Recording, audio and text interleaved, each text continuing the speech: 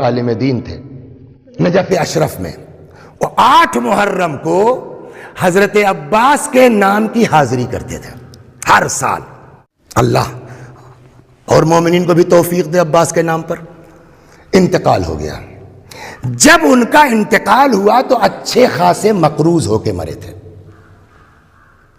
تو اب جو ان کے صاحبزادے وہ بھی عالم دین ہے، تو بیچارے باپ کا قرض ہی ادا کرنے میں لگے رہے، یہاں تک کہ محرم آ گئی۔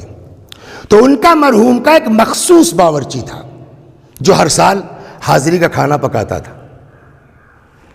باورچی نے کہا کہ کیا ہوا سید، ابھی تک آپ نے وعدہ نہیں لیا کھانے کا، حاضری پکانے کا؟ انہوں نے کہا یار کوئی ہمارے اوپر واجب تھوڑی ہے، منت تھوڑی ہے، میرے باپ کے پاس تھا وہ کرتے تھے، میرے پاس نہیں ہے میں نہیں کروں گا۔ اس باورچی نے کہا اے سید،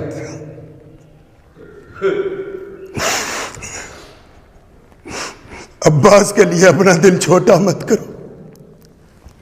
کل ایک دن بیوی نے ہمارے یہی کہہ دیا کہ کیا ہوا، کچھ تیاری نہیں کر رہے ہو، اب کی حاضری نہیں ہوگی کیا؟ میں نے بیوی کو بھی یہی جواب دے دیا کہ بھائی ہمارے اوپر کوئی واجب تو ہے نہیں، کوئی منت تو ہے ہی نہیں، ابا کے پاس تھا وہ کرتے تھے، میرے پاس ہے میں نہیں کروں گا۔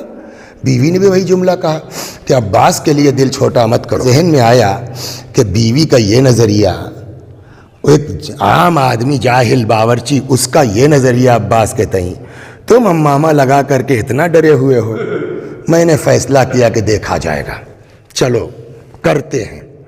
تو اب رقم مختصر ہے، ایک کوئی جو ہے وہ بڑی کمپنی تھی چاول کی، کسی مومن کی ملکیت میں تھی، اس کا اتفاق سے ایجنسی موجود تھی نجف اشرف میں۔ تو میں نے کہا عام دکان سے لوں گا تو مہنگا پڑے گا، وہاں ڈائریکٹ چلا جاؤں گا تو 1 روپے کلو بھی اگر سستا ہوا تو 100 کلو 200 کلو میں 200 روپے بچ سکتے ہیں۔ وہاں پہنچے صاحب چاول لینے کے لیے حاضری کا، صدقے جائیں مولا آپ پر، مولا آپ اپنے چاہنے والوں کو بے عزت نہیں ہونے دیتے آقا۔ یہ فرماتے ہیں جب میں وہاں پہنچا تو دیکھا بغداد سے جو کمپنی کا مالک ہے وہ بیٹھا ہوا ہے آ کر کے۔ اچھا ان کو تو لوگ جانتے ہی تھے، فلاں مرجع کے بیٹے ہیں، آئیے حضور خیریت، تو کیسے آنا ہوا؟ کہا بھائی وہ 8 محرم کو حاضری ہوتی ہے جناب عباس کی، تو وہ سوچا کہ عام دکان سے لیں گے تو فرق ہوگا، یہاں سے 1 روپے سستا پڑ جائے۔ کہا بہت اچھا کیا، آپ آگے کتنا چاہیے؟ 4 کنٹل بتا دیا انہوں نے۔ اس نے بلایا اپنے اس کو مینیجر کا، رجسٹر لاؤ اور 4 کنٹل چاول جناب عباس کے نام لکھ دو، مولانا کے یہاں بھیج دو۔ گئے تھے، 2 روپے سستے کے چکر میں نے تھا معاملہ تھا، جناب عباس نے پورا چاول بھیج دیا۔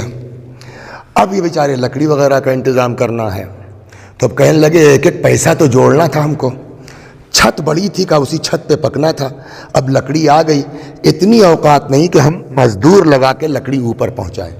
تو اپنا جو ہے وہ ابا قبا اتار کے اور خود ہی جو ہے وہ باپ بیٹے مل کے لکڑی چھت پہ پہنچا رہے تھے کہ بھائی 2 روپے بچ جائیں گے مزدوری کے۔ ابھی لے ہی جا رہے تھے کہ اتنے میں دیکھا کہ 2-4 لوگ ایک دمبا ہکاتے ہوئے چلے آ رہے ہیں، اور میرے دروازے پہ آن کے رکے اور پوچھا کہ فلاں صاحب کا گھر؟ تو اب میں نے کہا کہ یار مجھ کو اس حال میں لکڑی ڈھوتا ہوا دیکھے گا آدمی تو کیا کہے گا فلاں مرجع کا بیٹا لکڑی ڈھو رہا ہے؟ تو میں نے کہا جی ابھی بلاتا ہوں۔ اندر گئے، قبا ماما وغیرہ لگا کے آئے، میں نے کہا جی فرمائیے۔ کل صاحب ہم لوگ کربلا کے قریب کے گاؤں کے رہنے والے ہیں، ہر سال ہم لوگ 8 محرم کو جناب عباس کی حاضری کرتے ہیں، اس سال بھی جو ہے وہ اپنے رسم کے مطابق ہم لوگ بکرا دمبا لے کے پہنچے تھے کربلا ذبح کرنے کے لیے۔ تب تک کسی نے آگے کہا کہ یہاں حضرت عباس کو تمہارے دمبے کی ضرورت تھوڑی ہے جو یہاں لے کے چلے آئے ہو۔ تو ہم لوگوں نے کہا تو کہا نجف چلے جاؤ، فلاں عالم دین کے یہاں ہر سال حاضری ہوتی ہے، وہاں جا کر کے تم یہ ان کے ہاں یہ دمبا پہنچا دو۔ دو صاحب ان لوگوں کہنے کے مطابق ہم لے کر کے یہاں آ گئے ہیں۔ تو میں نے کہا اللہ تیرا شکر ہے۔ اتنے میں ان سبوں نے جیب سے ایک لفافہ بھی نکالا کہ صاحب یہ کیا ہے؟ کہ ارے صاحب کچھ مسالہ لگے گا، کچھ باورچی کو دیں گے آپ، خرچہ بھی تو ہے، یہ لفافہ رکھ لیجئے۔ کہنے لگے صاحب وہ سب دے کے چلے گئے، مجھ سے برداشت نہیں ہوا، میں وہیں کھڑا ہو کر کے میں نے کربلا کا رخ کیا، میں نے کہا صدقے جاؤں یا مولا یا ابوالفضل۔ اور یہ سارا منظر وہ ہمارا باورچی جو تھا وہ سارا منظر دیکھ رہا تھا۔ کہنے لگا سید ابھی تک تو یہ ارادہ تھا کہ حالات ٹھیک نہیں ہے، تو تو مولا کے نام پہ میں پکوائی نہیں لوں گا اس سال. لیکن اب جب مولا ہی نے سارا انتظام کر دیا ہے، حضرت ابوالفضل عباس باب الحوائج، حاجتوں کا دروازہ ہے.